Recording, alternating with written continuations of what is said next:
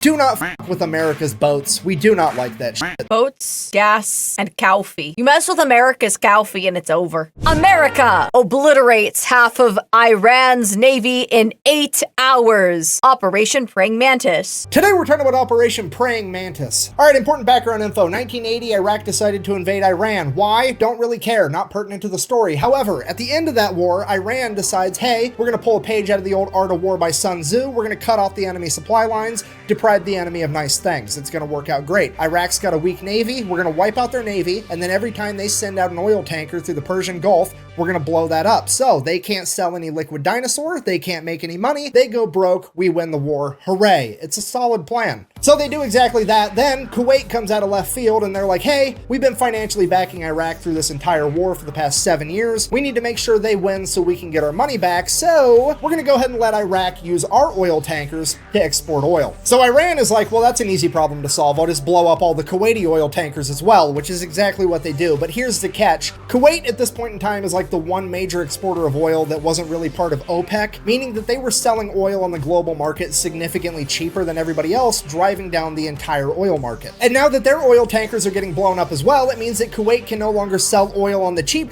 meaning that Iran has now inadvertently committed the cardinal sin of the late 20th century, raising gas prices. Now Yeah. Dude, and it always hits like California, like the freaking hardest, man. Every time. Entire Western world looks over at the Persian Gulf like, the fuck? The ghost of Sun Tzu's sitting there shaking his head like that's the one exception. I would have messed with any supply line except for that one because we all know what happens next.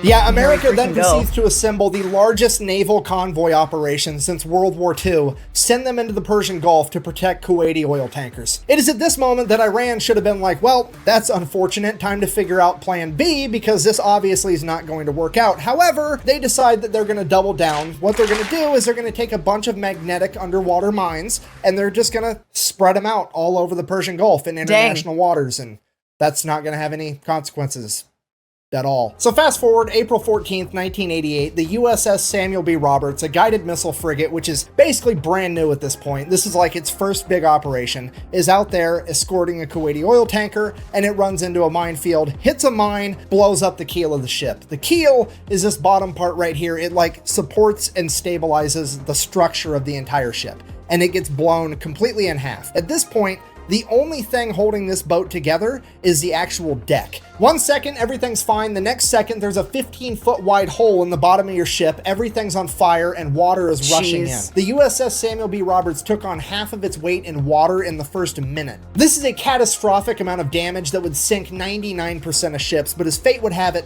the crew of the USS Samuel B. Roberts had already been winning competitions for having the best damage control crew in the Navy. So the entire crew gets to work. They're putting out fires, they're plugging holes, they're literally cinching the hull together with steel cables trying to stabilize it because the only thing holding it together is a deck at this point. Over the course of the next 5 hours, the entire crew fights their ass off and somehow manages to get the situation under control and limp the ship all the way back to Dubai where they can get it to a port. And the most incredible part of all of it, not a single American was killed, only 10 men were injured during the fire and the initial explosion. So the crew survived, the boat's basically completely destroyed. Then America sends in an underwater crew, figure out what happened. They find the remnants of the mine, they check out the other mines. Yep, they're Iranian. At this point, now somebody has to inform the president because this is a big deal. And the president at this point in time is, let me check my notes, fucking Ronald Reagan. I'm from the government and I'm here to help. So they go ahead and they brief Ronald Reagan on everything that happened. He's super happy that everybody survived, and he's like, okay, well, here's what we're gonna do. We're gonna issue a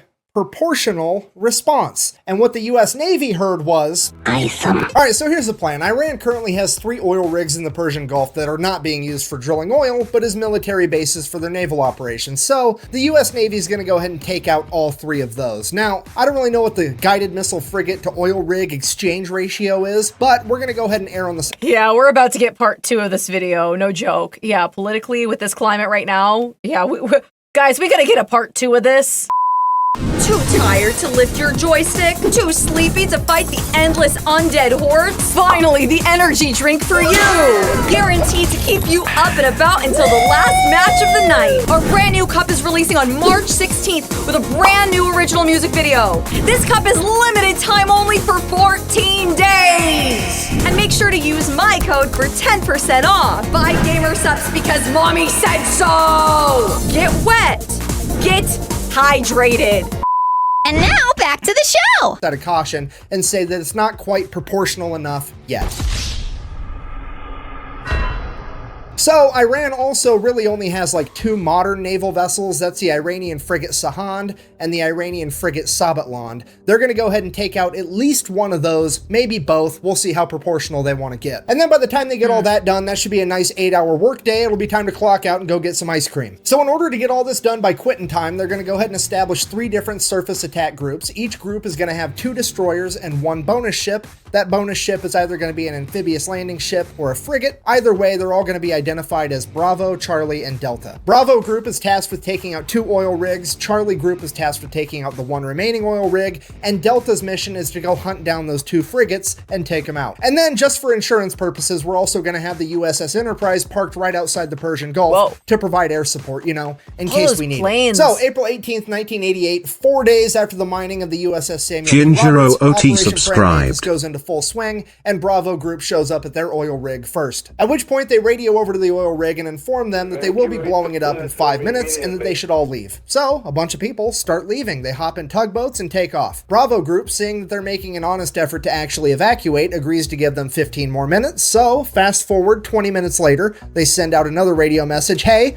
time's up. They then fire the 5-inch guns right over the top of the oil rig with the rounds set to airburst, hopefully scaring off any stragglers. And it is at this point that some Iranian military member decides that he is going to audition to be the main character of this story because he hops on a 23mm anti-aircraft gun and opens fire on Bravo group. And without skipping a beat, one of the 5-inch guns on one of the destroyers just goes poof, and just fucking direct hit smokes this dude. Barely touches the rest of the oil rig. This guy, definitely not the main character, but the silver lining, he at least made it into the credits as Baloney Miss Cloud number 1. Now, obviously I'm paraphrasing here, but at this point, Bravo group radios over to the oil rig one last time, something along the lines of, hey, does anybody else need to find out what it's like to chew 5 gum? Or are you f***ers ready to quit? The oil rig finally radios back and is like, yeah, please cease fire, we're gonna leave. So all the Iranian military members leave. Bravo group decides to open up on it for a little bit with the 5-inch guns before sending over a couple of Hueys full of Marines. The Marines hop out, place some demo charges, hop back on the helicopters, take off. The entire oil rig blows up, and already things are getting more proportional.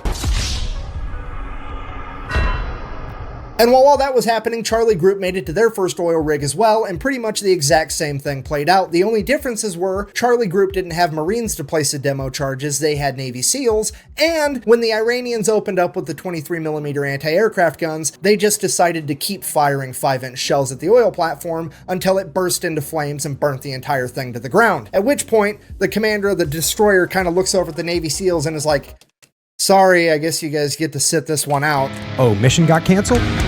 Good. And while all that's going down, Bravo Group's already making their way over to the third oil rig, at which point they pick up something on radar, and it's definitely another enemy ship headed right towards them. And at this point, you have to remember, this is the late 1980s. None of the American sailors have seen naval warfare on this scale. The pucker factor is on. They are getting harpoon missiles ready, and they are about to get in like one of the biggest naval fights since World War II. At which point, whoever's in charge of Bravo Group decides to take a deep breath, and they're like, okay, let's send up a helicopter real quick just to verify that it's actually an enemy ship. So the helicopter goes up, radios back to Bravo Group. It's definitely a warship, but it's a Soviet destroyer. At which point everybody's like, what? What is happening right now? So they radio over to this Russian destroyer and they're like, what are your intentions? And the Russian commander radios back in broken English. I swear to God, this is a real quote. I'm just here to take pictures. For history. Look, I know that I bash on the Soviet Union and communism every single chance I get, but this time around, I gotta give it to them. These guys know how to party. Just straight up rolling into the middle of the largest naval operation since World War II to eat popcorn and watch. It's incredible. At this point, Iran finally figures out that there's something going on, but they don't really know what, so they just begin attacking any ship they can find, and the first ship they found was a civilian cargo ship called the Willie Tide, that they begin attacking with Boghammer-style speedboats. So the Willie Tide radios for help, the USS Enterprise responds by sending up a bunch of A6 intruders, as well as F-14 Tomcats. The A6 intruders show up, start dropping cluster bombs, they end up hitting one of the speedboats and scattering the rest. The civilian cargo ship is saved, hooray. Cutting back to Charlie Group, now there's an Iranian fast attack ship coming right at them. So they radio over like, hey, yeah, we're kind of going around blowing up all your stuff, but also we've got a very specific list, you're not on it, so how about you just go away and we'll forget we saw you. The Iranian fast attack ship messages back, sounds good, we'll do that. And then they just keep driving right towards them. And then this Iranian fast attack ship gets within like 15 miles of Charlie Group, which is like point blank range for a naval battle. Charlie Group radios again, dude, what are you doing? To which they respond, I'm following orders. And then they proceeded to lock their radar on Charlie Group, which Charlie Group can see. At which point Charlie Group immediately launches 5 missiles directly at the Iranian vessel. The Iranian vessel fires a harpoon missile back at Charlie Group. Both groups now have missiles in the air screaming towards one another. The Americans launch countermeasures, shooting up chaff rockets that end up catching the harpoon missile, detonating it in midair. The Iranian vessel, on the other hand, did not have any countermeasures capable of stopping the newer technology behind the American missiles, and it would end up getting sunk pretty much immediately. Then, before anybody can really even fully digest what just happened, radar picks up 3 Iranian F-4s screaming towards Charlie Group. Charlie Group then turns, fires a bunch of surface-to-air missiles at the F-4s. The F-4s see him coming, they're like, oh shit, they pop a U-turn and try to outrun them. F-4s, while they are extremely fast, can't outrun missiles, so one of the missiles ends up blowing a wing off one of the F-4s. Now America has taken out an entire naval vessel and an F-4 that they did not plan on taking out, and it's throwing off all of our proportions. And because of that, American leadership orders Bravo Group to stand down, we're not gonna go take out that third oil rig, and right as soon as that order gets given out, Delta Group chimes in, is like, hey, we found that frigate we were looking for. So now nobody knows what to do, because on one hand, things are already getting out of control, but on the other hand, we really want to take out these frigates. So American leadership decides, well, we might not even have to make a hard decision. Maybe that's not even the frigate and the radar's wrong. Why don't you go ahead and send a couple A6 intruders over, do a flyby. They can verify that it's actually this new modern frigate, and if it is, we'll make a decision from there. Or so they thought, because the A6 pilots are about to decide that they are in fact the main characters of this story. You see, the USS Enterprise and its aircraft aren't really supposed to be doing a whole lot. They're more or less just there for insurance. In fact, they're only allowed to engage the enemy under one of 2 conditions.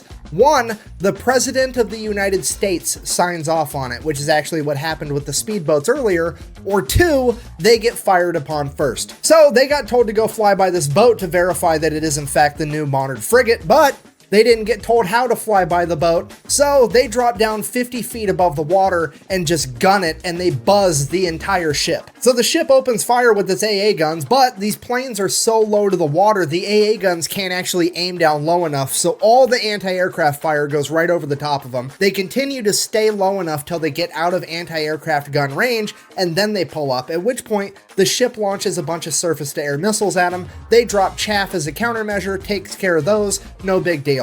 They then go around, do a U-turn, send a radio message to this frigate, I'm going to sink you now. Which they can now legally do, because remember, the ship fired on them first. You fell victim to one of the classic blunders. So the A6 fires an anti-ship harpoon missile, and the second they pull the trigger on that, the fire control team from the USS Enterprise is like, what the fuck are you doing? We're not supposed to be killing things yet. And the A6s are like, look, they fired at us first, them's the rules. And the USS Enterprise is like, holy shit, okay, I guess.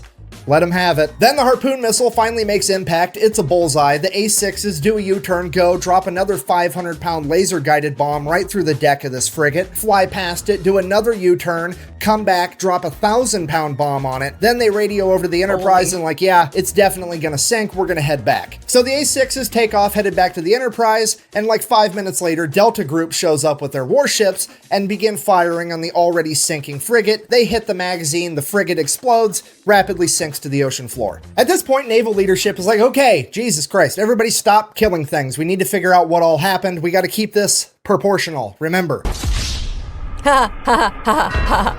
So they start radioing back and forth. Everybody's figuring out what everybody did, if anybody's hurt, what's going on, the whole story. And then as the A6s are making their way back to the USS Enterprise, guess what they happen to fly past? The other modern frigate. So now the entire US Navy's looking at this last frigate like SpongeBob looking at a jug of water. I don't need it. I don't need it. But also, like, realistically speaking, the A6s are pretty much out of ammunition. The only thing they have left are 2,000-pound bombs, and those just aren't going to be enough by themselves without a harpoon missile to take down this ship anyways, so they really are just going to fly by and verify that it's the modern frigate. So the A6 intruders go ahead, they do their flyby. It is in fact the new frigate that they thought it was, and it does in fact open fire on the A6s. A6s make it out completely unscathed, at which point they pop a U-turn, and one of the A6 pilots is like, At least a bullseye womp rats in my T-16 back home. So the A6 pulls up, gaining altitude, and then dives down, aims its nose right at the frigate at like a 35-degree angle. They're doing a good old-fashioned dive bombing run like it's fucking World War II. The AA guns start firing, there's bullets whizzing past the plane, but they're committed now. They're closing in, closing in. The bombardier behind the pilot lets the pilot know, hey, I'm locked on. At which point, bombs away, the pilot pulls up, and the bomb goes right down the fucking smokestack of this boat. Blows up, completely destroying the entire engine room. That frigate is now dead in the water with no power. The A6s go ahead and radio in that they have completely disabled this frigate, at which point the American leadership calls a complete ceasefire. They're gonna go ahead and let that frigate survive, get towed off, potentially be repaired. With the US Navy having effectively disabled or destroyed over half of Iran's functioning navy, the US military decides to call it a good day, ends Operation Praying Mantis, we all get to live happily ever after. Except, later that night, Iran decided that they wanted to fight a little bit more, and they launched a bunch of Silkworm anti-ship missiles at American vessels. Luckily, no American vessels were actually hit. However, this is now a huge political problem because America has been mad at the fact that Iran even had Silkworm missiles for years at this point, and the American government has made it very clear to Iran that if they ever used them, they would be going to war with America. Period. That's set in stone. So the Reagan administration, not wanting to kick off World War III in the 1980s, reaches out to the Iranian government and is like, here's what's going to happen. You're going to go ahead and admit that that was an accident. I'm going to sweep it under the rug and we're never going to talk about it again. Because if this makes headline news and the American people find out, I'm going to have to get real proportional around here. So Iran's like, okay, fine, whatever. It was an accident. Let's sweep that whole thing under the rug. But I am still going to take America to international court to try to prove that it was a war crime to take out my oil rigs. That way I can get reparations and make America pay for it. So they go to international court. They lay out the case. The international court is looking at America like, okay, well, first of all, you're the fraction people. I don't know how you think that this is proportional, but it definitely wasn't. Second of all, according to the Amity Act, you absolutely should not have attacked their oil rigs. This is probably a war crime. At which point the representative for America is like, well, actually, if you read the Amity Treaty between Iran and the United States, it only talks about ships and boats. It don't say shit about oil rigs, meaning I wasn't obligated to not attack those oil rigs. At which point the court is like, hold on. I'm listening. He's right, son of a bitch. Okay, well, I guess America's innocent, because I've said it once and I'll say it again. It's never a war crime the first time. And now for the best part of the entire story. America now proceeds to go over to Dubai, pick up what's left of the USS Samuel B. Roberts, tow it all the way back to Maine, then take the ship out of the water, get it in dry dock, cut out the entire damaged section of the ship, including the engine compartment, build another module to fit in its place. This thing weighs like 300 tons. They jack it up, weld it right where it's at, get everything rehooked up, reconnected. This boat is back out on the ocean 1 year later on April 1st, 1989. It then goes on to get recommissioned and serves in the Navy until 2015. I mean, playing Battleship against America's gotta suck, right? Like, haha, I've sunk your frigate, and America's like, first of all, no you didn't. Second of all, f*** your entire Navy as it picks up your board and just throws it at the wall. So in conclusion, if you do ever find yourself being the leader of a foreign nation one day, the best advice that I can possibly give you is A, do whatever you can to not raise gas prices, and B, whatever you do not f*** with America's boats. We do not like that shit. Thank you for watching. Best way to support the channel. Boats, gas, and cow fee. You mess with America's cow fee and it's over.